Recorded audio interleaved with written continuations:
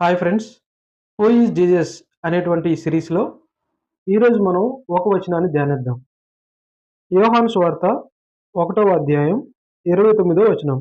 మరునాడు యోహాను యేసు తన యొద్దకు రాగా, ఇదిగో లోక పాపమును మోసుకొని పోవు దేవుని గొర్రెపిల్ల. ఫ్రెండ్స్, యోహాను యేసుక్రీస్తు ప్రభు గురించి ఏం చెప్తున్నాడంటే, ఆయన లోక పాపాన్ని మోసుకొని పోయే దేవుని గొర్రెపిల్ల అని చెప్తున్నాడు. ఈ వచనంలో 3 విషయాలున్నాయి. నంబర్ 1, లోకం పాపంతో ఉంది. నంబర్ 2, లోక పాపాన్ని మోసుకొని పోవటం, తీసివేయటం, క్షమించటం అనే విషయం. మూడవది, ఈ లోక పాపాన్ని మోసుకొని పోయే దేవుని గొర్రెపిల్ల యేసుక్రీస్తు ప్రభువు అని. మనం ఈ 3 విషయాలు ఈ వచనం ద్వారా అర్థం చేసుకోవడానికి ప్రయత్నం చేద్దాం. మొదటిగా లోక పాపం. మొదటిగా అసలు పాపం అంటే ఏంటి? Sin is any act opposing God's law. దేవుని నియమాన్ని వ్యతిరేకించే చర్యని మనం పాపం అంటాం. మిస్సింగ్ ద టార్గెట్, లక్ష్యం నుంచి తప్పిపోవటం. డిస్ఒబేయింగ్ గాడ్, దేవునికి అవిధేయత చూపటం. టర్నింగ్ ఫ్రమ్ హిస్ పాత్, దేవుని మార్గం నుంచి తప్పుకోవటం. దేవుడు ఏదైతే చేయమని చెప్పాడో అది చేయకపోవడాన్ని పాపం అంటాం. దేవుడు ఏదైతే చేయొద్దు అని చెప్తున్నాడో దాన్ని చేయటాన్ని పాపం అంటాం. ఒకసారి మనం ఈ సొసైటీని చూసినప్పుడు ఎక్కడ పట్టినా అవినీతి, అన్యాయం, అబద్ధాలు, మోసాలు, దొంగతనాలు, మానభంగాలు, వీటన్నిటిని చూస్తా ఉన్నప్పుడు ఈ లోకం పాపంతో నిండిపోయింది అని మనం అర్థం చేసుకోవచ్చు. దేవుడు మనిషిని ఏ ఉద్దేశంతో అయితే తయారు చేశాడో ఆ ఉద్దేశం నుంచి, ఆ మార్గం నుంచి అందరూ త్రోవ తప్పారు అని మనం అర్థం చేసుకోవచ్చు. ఈ లోక పాపం గురించి బైబిల్ ఏం చెప్తుందంటే, రోమీయులకు రాసిన పత్రిక 3వ అధ్యాయం 23వ వచనం. ఏ భేదమును లేదు, అందరూ పాపం చేసి దేవుడు అనుగ్రహించు మహిమను పొందలేకపోతున్నారు. ఏ భేదము లేదు, అందరూ పాపము చేసి. ఈ లోకంలో ఉన్న ప్రతి ఒక్క వ్యక్తి పాపం చేశాడు అని బైబిల్ చెప్తా ఉంది. కీర్తనల గ్రంథం 51వ అధ్యాయం 5వ వచనం. నేను పాపములో పుట్టినవాడను, పాపంలోనే నా తల్లి నన్ను గర్భం ధరించెను. ఇక్కడ కీర్తనకారుడు రాస్తున్న మాట ఏంటంటే, నా పుట్టుకతోనే నేను పాపంలో పుట్టాను అనే మాట రాస్తా ఉన్నాడు. అదేవిధంగా యెషయా గ్రంథం 53వ అధ్యాయం 6వ వచనం. మనమందరము గొర్రెల వలె త్రోవ తప్పిపోతిమి, మనలో ప్రతి వాడును తనకిష్టమైన త్రోవకు తొలగెను. యెహోవా మన అందరి దోషమును ఆయన మీద, యేసు మీద మోపెను. మనమందరం గొర్రెల వలె త్రోవ తప్పిపోతిమి. పాపం వలన దేవుడు ఏ మార్గంలో అయితే మనల్ని ఉండటానికి ఆయన తయారు చేసుకున్నాడో ఆ మార్గం నుంచి మన సొంత మార్గం వైపు వెళ్ళాం, బికాజ్ ఆఫ్ సిన్. ఫ్రెండ్స్, అయితే ఈ పాపం వల్ల వచ్చే పర్యవసానాలు ఏంటో తెలుసా? మొదటిది ఆధ్యాత్మిక మరణం, స్పిరిచువల్ డెత్. రోమపత్రిక 6వ అధ్యాయం 23వ వచనం. ఏలైనగా పాపము వలన వచ్చు జీతము మరణము, అయితే దేవుని కృపావరము మన ప్రభు అయిన యేసుక్రీస్తునందు నిత్య జీవము. ఇక్కడ చెప్పబడుతున్న మాట ఏంటి అంటే, పాపము వలన వచ్చు జీతము, కాన్సిక్వెన్సెస్ ఏంటి అంటే మరణం. ఇక్కడ మనం చూస్తే ఇది స్పిరిచువల్ డెత్ గా మనం అర్థం చేసుకోవచ్చు. ఆధ్యాత్మిక మరణం అంటే దేవునితో ఆ సంబంధాన్ని కోల్పోవటం. అంటే దేవుడు మనల్ని తయారు చేసినప్పుడు మనకి దేవునికి యాక్సెస్ ఉంది. అయితే ఎప్పుడైతే మనం అందరం పాపులుగా అయ్యామో, పాపం చేశామో, అప్పుడు దేవునికి మనకి సెపరేషన్ వచ్చింది అని మనం అర్థం చేసుకోవచ్చు. తర్వాత యెషయా గ్రంథం 59వ అధ్యాయం 2వ వచనం. మీ పాపములు ఆయన ముఖమును మీకు మరుగుపరిచెను గనుక ఆయన ఆలకింపకున్నాడు. ఈ వచనం మనం ఆలోచించినప్పుడు పాపం వల్ల దేవునికి మనకి ఆ యొక్క సంబంధం, ఆ సహవాసం తెగిపోయినట్లుగా మనం అర్థం చేసుకోవచ్చు. ఆయనకి మనకి మధ్యలో పాపాలు అడ్డుగోడగా ఉండి ఆయన్ని మనల్ని సపరేట్ చేస్తున్నాయి అని మనం అర్థం చేసుకోవచ్చు. దాని ద్వారా ఆయనతో ఆ సహవాసాన్ని, ఆ ఫ్రెండ్షిప్ని మనం కోల్పోయాం. ఆయనతో మనకున్న ఆ యొక్క కుమారతులం అనేటువంటి ఆ యొక్క రిలేషన్షిప్ను కూడా మనం పోగొట్టుకున్నాం. తీర్పు, జడ్జిమెంట్. మానవుడు చనిపోయిన తర్వాత, పాపంలోనే చనిపోయిన తర్వాత తన యొక్క డెస్టినీ నరకం అని మనం అర్థం చేసుకోవచ్చు. రోమీయులకు రాసిన పత్రిక 1వ అధ్యాయం 18వ వచనం. దుర్నీతి చేత సత్యమును అడ్డగించు మనుషుల యొక్క సమస్త భక్తిహీనత మీదను దుర్నీతి మీదను దేవుని కోపము పరలోకం నుండి బయలుపరచబడుచున్నది. సో ఇక్కడ అంతిమ తీర్పు దేవుని యొక్క ఉగ్రత అనేది మనం అర్థం చేసుకోవచ్చు. అంటే మనం పాపం చేయటం వల్ల, మనం పాపులుగా మార్చబడటం వల్ల మొదటిగా మనం దేవునితో, మన దేవునితో, నా దేవునితో, నాకు ఆయనకి మధ్యలో ఉన్న ఆ సంబంధాన్ని కోల్పోయాం. ఆ యొక్క ఫెలోషిప్‌ని, ఆ సహవాసాన్ని మనం కోల్పోయాం. ఆయన కోపం మన మీదకొచ్చేసింది. మన యొక్క డెస్టినీ హెల్‌గా మార్చబడింది. అంతేకాకుండా శారీరక బాధలు, ఇంకా పాపానికి బానిసలవుతాం. యోహాను సువార్త 8వ అధ్యాయం 34వ వచనం. అందుకు యేసు, పాపము చేయు ప్రతివాడును పాపమునకు దాసుడని మీతో నిశ్చయముగా చెప్పుచున్నాను. యేసుప్రభు చెబుతున్న మాట, ఎవరైతే పాపం చేస్తా ఉన్నారో వాళ్ళు పాపానికి దాసులవుతారు.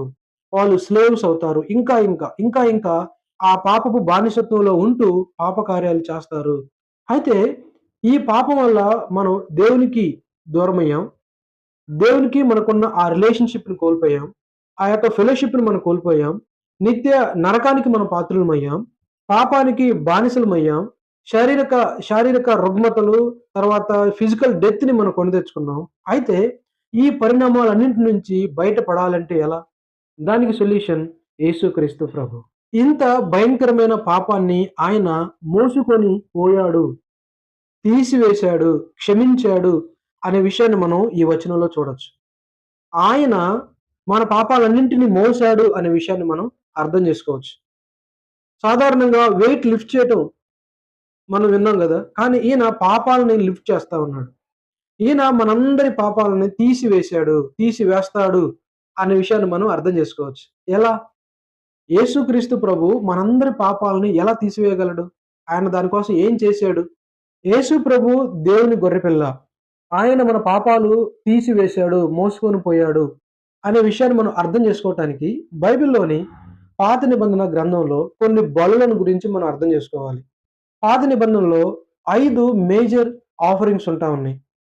దహన బలి, నైవేద్య బలి, సమాధాన బలి, పాప పరిహారార్థ బలి, అపరాధ పరిహారార్థ బలి, ఇంకా కొన్ని సబ్ ఆఫరింగ్స్ కూడా ఉన్నాయి. వీటన్నింటిలో ఈరోజు మనం ఈ యొక్క వచనాన్ని అర్థం చేసుకోవటానికి పాప పరిహారార్థ బలిని మనం చూద్దాం. పాప పరిహారార్థ బలి. దీనిని సిన్ ఆఫరింగ్ అని అంటారు. సో ఇది పాత నిబంధనలో లేవియాకాండం 4వ అధ్యాయం, 5వ అధ్యాయం, 15వ అధ్యాయంలో ఈ బలిని గురించి మనం తెలుసుకోవచ్చు. ఏంటి బలి? ఎలా చేస్తారు? ఇది పాప పరిహారం కోసం చేసేది. Atonement for unintentional since and sin committed in ignorance. అనుకోకుండా చేసిన పాపాలు, అజ్ఞానంతో చేసిన పాపాలకు టెంపరరీగా క్షమాపణ కోసం చేసేవాళ్ళు. పాపం చేసిన వ్యక్తి యొక్క పొజిషన్ బట్టి బలి కోసం ఎద్దును గాని, మేకను గాని, గొర్రెను గాని, పావురాన్ని గాని, పక్షిని గాని, పిల్లిని గాని ఉపయోగించేవాళ్ళు.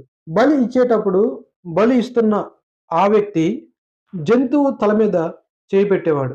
అంటే ఇతని యొక్క పాపాలు దాని మీద మోపబడేవి. ఇతని పాపాల కోసం సబ్‌స్టిట్యూట్‌గా ఆ జంతువును బలిగా అర్పించేవాళ్ళు. దానిని బలిచ్చి దాని యొక్క రక్తాన్ని తీసుకొని ఆ బలిపీఠం మీద ఆ రక్తాన్ని కుమ్మరించేవారు. దాని శరీరంలోని కొంత భాగాన్ని ఆ ఆల్టర్ మీద, ఆ బలిపీఠం మీద వారు కాల్చేవాళ్ళు. మిగిలిన ఆ జంతువు యొక్క శరీరాన్ని ఊరి వెలుపలకు తీసుకొని వెళ్లి అక్కడ దాని శరీరాన్ని కాల్చివేసేవారు.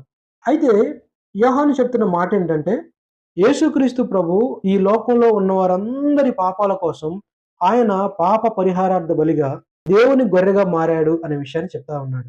బలికి నిష్కలంకమైన, అంటే ఎలాంటి కళంకం లేనటువంటి పశువుని తీసుకునేవాళ్ళు. యేసుక్రీస్తు ప్రభువు కూడా ఆయన తన జీవితం అంతట్లో నిష్కలంకంగా ఉన్నాడని బైబిల్ చెప్తా ఉంది. హెబ్రీయులకు రాసిన పత్రిక 7వ అధ్యాయం 26వ వచనం.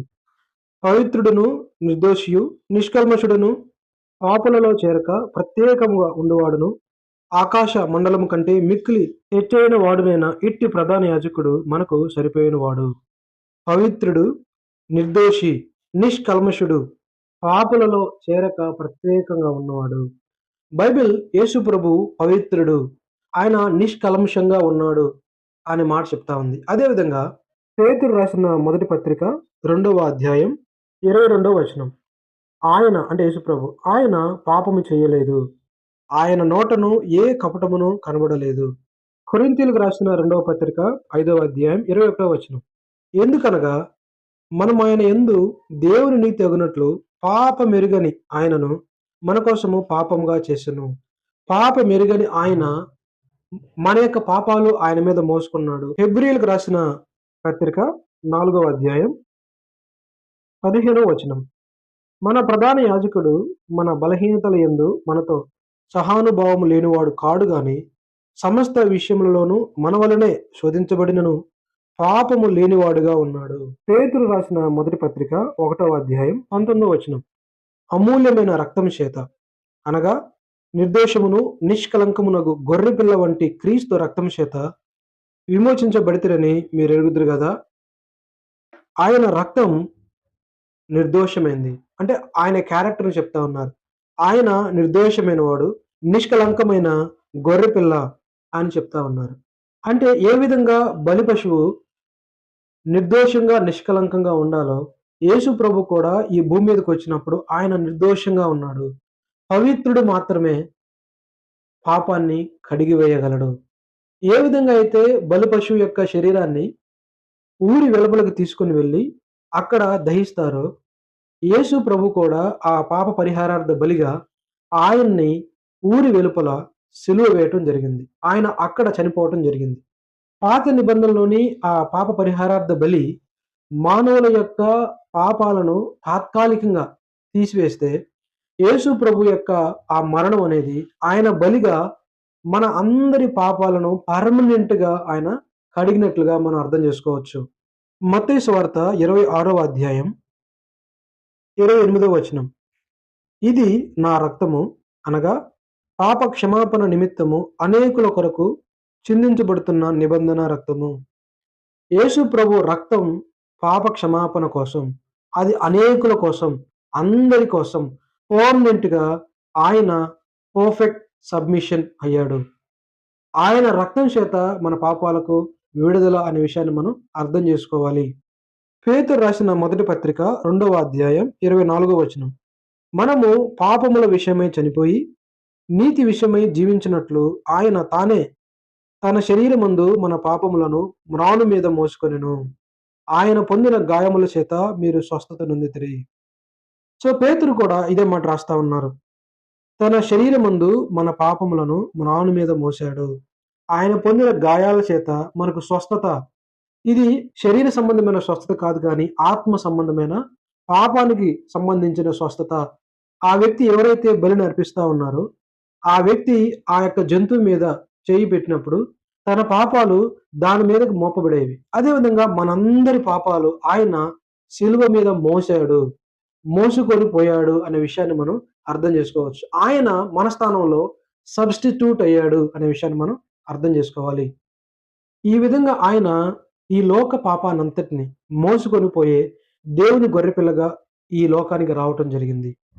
ఆయన ఇష్టపూర్వకంగా శిలువలో చనిపోయాడు. ఆయన చనిపోయాడు, తిరిగి 3వ రోజున తిరిగి లేచాడు. ఇప్పటికీ ఆయన సజీవంగా ఉన్నాడు. సో యేసు ప్రభు చేసిన ఈ కార్యాన్ని ఎవరైతే విశ్వాసం ఉంచుతారో, నమ్ముతారో, వారి పాపాల విషయంలో పశ్చాత్తాపడతారో వారి పాపాలు యేసు ప్రభు తీసివేయటానికి సిద్ధంగా ఉన్నాడు. ఆయన మనందరి పాపాల కొరకు ఆయన శిలువలో మరణించాడు. అయితే మన వైపు నుంచి ఆయన మనం నమ్మినప్పుడు, ఆయన్ని మనం విశ్వాసం ఉంచినప్పుడు ఆయన మన పాపపు స్థితిని ఆయన మారుస్తాడు. మన మతాన్ని ఆయన మార్చడు. మన ఫిజికల్ స్టేటస్ ఆయన మారుస్తాడని నేను చెప్పను. ఆయన మనకి ఉన్నతమైన పదవులు ఇస్తాడని నేను చెప్పను. ఆయన రోగాలు తీసివేస్తాడని నేను చెప్పను. ఆయన చేయగలడు.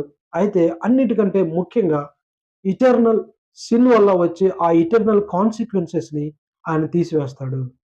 మనం చూసాం పాపం వల్ల మనం నిత్య నరకానికి పాత్రులమయ్యాం. పాపం వల్ల మనం ఆ దేవునితో సహవాసాన్ని కోల్పోయాం, సంబంధాన్ని కోల్పోయాం. ఎప్పుడైతే మనం మరలా మనం విశ్వసిస్తామో ఆ గొర్రెపిల్లతో మనకి మరలా సంబంధం ఏర్పడుతుంది. ఆయన మన తండ్రి, మనం ఆయన ప్రజలం. ఇటర్నల్‌గా మనం ఆయనతో యుగయుగాలు ఆ పరలోకంలో ఉండే భాగ్యం మనకు దొరుకుతుంది. మై డియర్, నీ పాపాలు క్షమించబడ్డాయా? Are you believing Jesus as the lamb of God for your since?